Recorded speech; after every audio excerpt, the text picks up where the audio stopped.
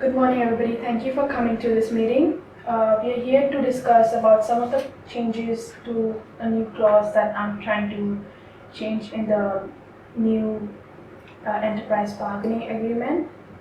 So, some of the things that I'm trying to change are hours of work, overtime penalties, taking breaks, first aid allowance, termination, and consultation of rosters for employees.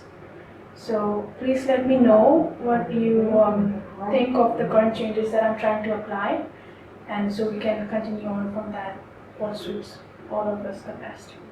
Yep. Hi everyone, I'm Casey Capital and I am the employer representative today. Hi, my name is Lane League and I'll be the union representative for today. Hi, my name is Galen and I'm the employee. Okay. So why don't we start off from the hours of work that an employee has to do. So what I'm suggesting is trying to work from 5 to 7 a.m. like starting early, but instead of the penalty rates that apply from this current award that we have, we can give out 5% of the ownership to an employee plus penalty rate, but not in a similar manner that is happening right now.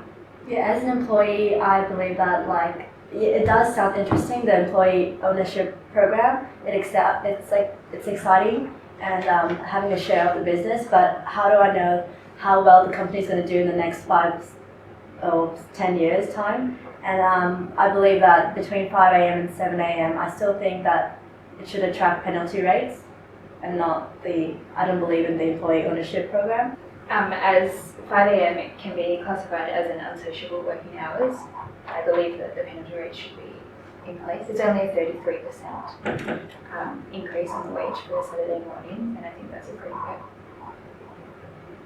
So in this case, Presley, you're being very generous by offering this in addition to the change of the penalty rates.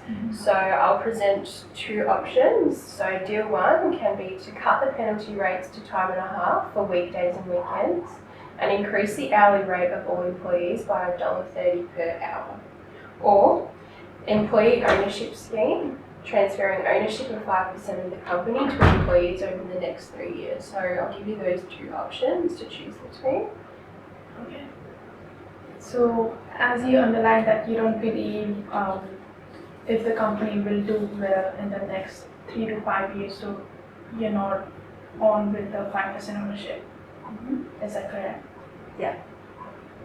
So from that, come to an agreement of getting the first deal that you offered. Yeah, I think so, because it did sound quite reasonable. Yeah, so to cut the penalty rates to time and a half for weekdays and weekends and increase the hourly rate of all employees by $1.30 per hour. Yeah, Is that our agreement? Yeah, I think that should be sufficient enough. If my client agrees, then I agree. Okay. Let's move on to the next topic, taking breaks for an employee. So currently you're being offered a 10-minute break after 4 hours of work in the current EBA rules, and 2 10-minute break for 7 hours or more, and a 30-minute break for after 5 hours. This is the current rules that we have on our current award. Which is it for 7 hours? So for 7 hours, it's 2 10-minute break. Yeah, I don't really agree with that. I'm really exhausted every time I work, and I'm just worn out at the end of the day, and I think it's not fair for an employee. And I'm really concerned about the break timings, and I don't agree with it, because I believe that it should be a 10-minute break every time I serve a customer, because it depends on the hair type. I think some of them have really long hair and it takes a while, and it's really straining at the end of each blow wave. So I was thinking maybe 10 minutes break after a client has long hair, but if the client has short hair, there isn't much strength needed to do the blow wave. My client and I think that the hairdressers need a 10 to 15 minute paid break after each client because there is an increase in injury rate at your salons because of the strenuous work they're doing every day. So you were saying before about the type of hair, so you think that you should take a break after each client, or was it just after people with long hair? I was gonna be for each client, but Okay. I'm willing to listen of like, what do you think? Yeah, so are you thinking maybe just long hair, not short hair, because it doesn't take as long and it's Yeah. not as straining? Yeah. The only problem with this is it's very subjective, like we have to define what long hair is. We have to come to that agreement, otherwise, you know, it won't be consistent. For the long hair type, maybe if a client has hair after the mid back, can be considered as long hair. But if the client has shorter hair than the mid back, so maybe it doesn't take much time to do the blow wave, so it shouldn't hurt as much from the long hair. So Yeah. maybe that. Yeah, I think that seems alright. Yeah, so mid-bay on the back, Yeah. that's long hair. Anything other than that? We're happy with the break after long hair, but after every 4 blow waves, we would like a 30-minute break. Every 4 waves. Yeah. So there's already a rule stating every after 5 hours of work you will get a 30 minutes break, but you want an additional 30-minute break after 4 hours.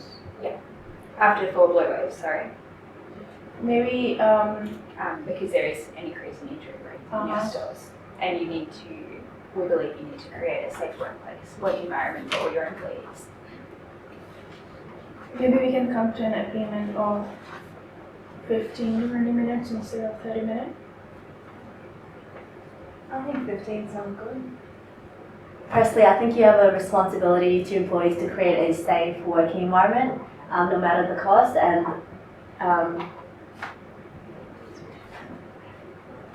Len agrees. Okay, so I do have one more offer that I can give you. So after the 10-minute break, I'm willing to allow more 10-minute breaks, so about 20 minutes break, if you're being productive enough. So if I don't see you being productive with the client and not showing efficiency in your work, so maybe you just get 10 minutes, but if you show more productivity in your work, you'll get 20 minutes of break after each long hair blow drive. Yeah, I'm willing to compromise. I think that like my efficiency and productivity in the workplace will show you that I can get more breaks, and hopefully that'll be good. Okay. Looks like we've come to an agreement on that one. Okay, so why don't we move on to the next topic, first aid allowance. I currently have, so there's been a lot of reports of accidents that have been happening on clients. There was this one incident where a client had a heart attack in our salon, which none of the employees had CPR training, and I believe it's the most important thing that an employee has in CPR training, because in terms of any emergency, so at least one of the employees would be able to help the clients. This is very true, and I would like to see at least 25% of employees at your salon with first aid certificates. Yeah. Or qualifications. Yeah, because at the moment I'm only getting paid an additional 1.3% salary allowance for having a first aid qualification under the current award, and that could be really tedious for me because I feel like it's too much responsibility and clearly I'm not valued enough in this company. I would like to see a 4% salary allowance under the proposed EBA, and that would be willing to I might be willing to negotiate and put that down to a 2% allowance. What do you reckon? Okay. Yeah. I've been considering a 2% allowance for my proposed enterprise bargaining agreement. So that would be, the extra 2% would be more motivating for you, right? Because Yeah, definitely then a 1.3. what do you think? 1.3 is definitely insufficient. Okay, I'm thinking, you know, maybe you should reduce your offer a little bit. 2% is quite generous. Okay, what do you What are you think? thinking? I don't see it. I think 2% is reasonable compared to that 4% that I wanted, but Right, ultimately, you know, I'll support that 2%. 2% is the average in all the other Uh-huh. industries. Yeah, so I think we'll go ahead with increasing 2% of your salary allowance for your CPR training and emergency training that you needed. yeah, that sounds really good. Yeah, that meets in the middle between, you know, what both of you are putting Yeah. forward. So, Yeah, we're That's very happy reasonable. with the 2%. Yeah. okay. Why don't we move on to the next topic, termination. I believe employees should be terminated on the spot if the employee has less than an year service in our company. What do you think about that? I'm a bit, no, I totally don't agree with that. I think at the moment, no notice at all, like that's just crazy. An employee needs to be entitled to get a period of notice, and I think within like a 1 week to 2 weeks, that would be reasonable So, for a job search as well, because I need to find another job. What if, you know? The reasoning behind my terminated on the spot is if I see an employee underperforming, that would just decrease the morale of the employee. I guess if we do see, you know, if you do see a staff member Yeah. underperforming, you could generally recognise this and terminate them like immediately, like early on. Mm-hmm. But I find wouldn't it be quite stressful for the employee? Like, just imagine like your own family member getting like fired on the spot and then coming home and then realizing like, oh my gosh, she's jobless. Like, it could be really stressful on the family members. Yeah, the period of termination is very important. We think for an employee that's only worked there for less than a year, it's only 1 week notice, and I think that's not that hard to do. Is that part of the award? Yeah, that's Yeah. from the hair and beauty industry award. Okay. Yeah. So 2010. yeah, it is a requirement against like with the law. So you know, by putting this into place, it may fail the best off overall test unless some compensation is offered. Okay, so I believe if the terminated on the spot isn't as effective, we could generally apply a 2-day notice for less than a year's employee.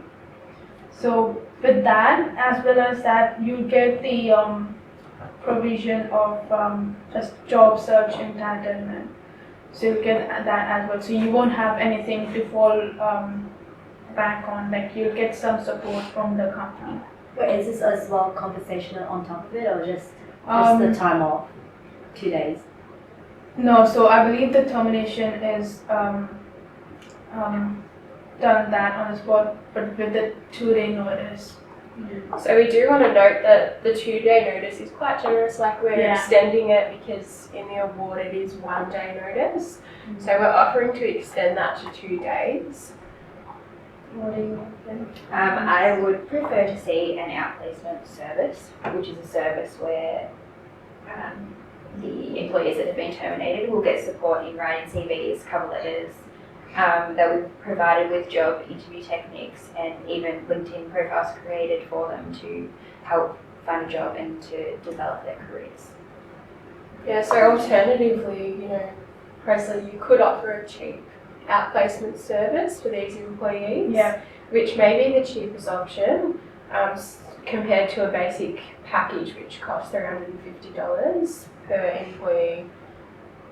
Okay. So let's go with the 2-day notice for an employee with less than a year service, with the compensation that Casey suggested. Yep. I think that sounds reasonable.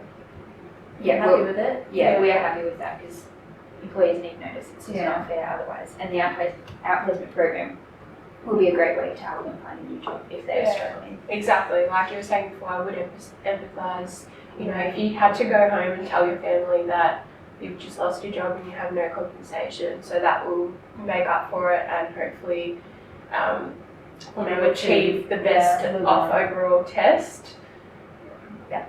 Thank Thank you. Okay. So why don't we move on to the last topic of this meeting, which is consultation about roasters and the hours of dogs. So Presley, you mentioned to me that your roster might need some work, Yeah. and too many people the roster can be changed at any time by mutual agreement between the employer and employee, or by the employer giving 48 hours notice in the case of emergency, but too many people are trying to change their rosters. Yeah. Last minute. So firstly, I'd like to know your definition on what an emergency is as well. So what I think an emergency is maybe something that is death-threatening, or any illness, or some sort of sickness that you are. Or it would affect you, like in a sense? Yeah. Yeah, from my perspective, so an emergency should be defined as something unexpected and sudden which calls for immediate action. Yeah, that's Yeah, definitely That's fair. my definition. Yeah. Uh-huh. And I think this mutual agreement of what an emergency is needs to be written down, Yeah. so So all and the some sort of employees agreement, in the yeah. store Clarification. understand what a definition of emergency is. Yeah. As well as, my perspective of emergency is defined as like something that's sudden as well. And I like to mention that a lot of employees at our work are taking emergency situation and calling in and saying that their pet is sick, or that, and it's nothing to do with like an actual emergency, like a car accident, that's fair enough, or like something has happened to them, and like an injury or something, but instead they're using this dog sickness. And also I was thinking about it, and that I think that like a lot of customers prefer their regular hairdresser according to because they usually come back to the same hairdresser, and this time what if they don't get their normal hairdresser in, they would have to get somebody else, and usually they don't really like what they receive because they're not used to the new style or the new hairdresser. And this could affect the business because they're not willing to come back to the business.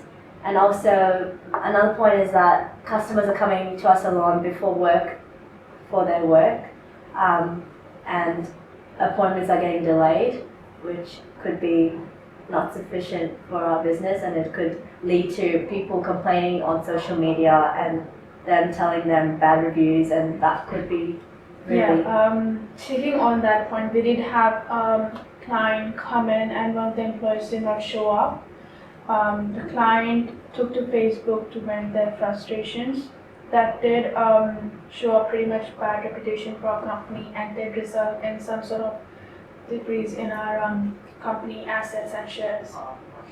So obviously the emergencies have been too lenient, Yeah. and that needs to be changed. So we should define an emergency, which I believe is something like if there's a car accident and they can't work. But it Yeah. shouldn't be something like... So do you agree that the dog thing... Yeah, just picking up on that animal situation, I believe that emergency should be limited to employees and their dependents, including animals. So after all, they are members of the family. Some people don't have kids and they adore their pets, they treat them like their own kids, and that means the world to them. So to discriminate against people who have animals and treat them as though the reason isn't as important as someone else who has kids. But what if what if that reason, what if they always say that their dog is sick? How do you know that their dog is actually sick? Or, I mean, there's the medical proof behind it. Okay, yeah. So, there's probably not an actual law for this, but the law that a medical certificate for humans would suffice. I feel like in this case, maybe for people that we do know, employees that we do know that do have pets, I feel like we know who they are, and we can say to them, in this case, it would be ideal to provide some sort of vet certificate or some sort of proof in a way, just to make it fair and equal. We think that if the pet or child has been sick for consecutive days, then it's not an emergency anymore.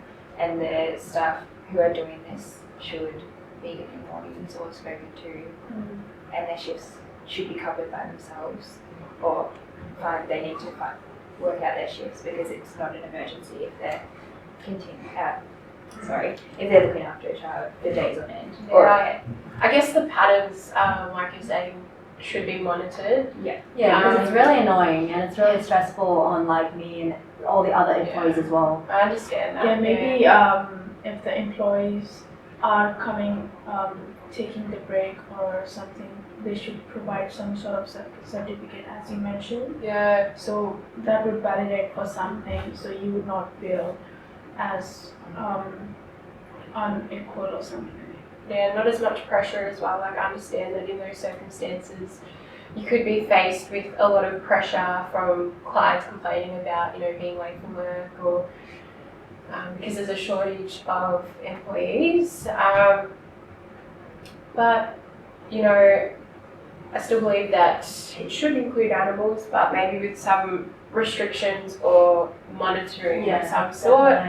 Definitely. Yeah. Yeah. There should also be any changes to the roster should be written down or confirmed in writing. Verbal agreements are just not going to. Yeah, They're just not good agree enough with that. anymore. Yeah, the current situation that we are having, and some of the managers are using SMS or instant messaging apps to communicate roster changes, and I do not think that's appropriate for changing employee rosters, as employee may back up on last minute and not come to an thing that. And also there's a lot of no-shows as well sometimes, like when you change the roster like last minute or like within 48 hours, sometimes they don't look into their phones and check So I it. actually do think that messages are acceptable. It is the 21st century, and then at least if it's written in a message and they confirm that they will do the shift or they're covering a shift, then it's written down and they're held accountable for the actions.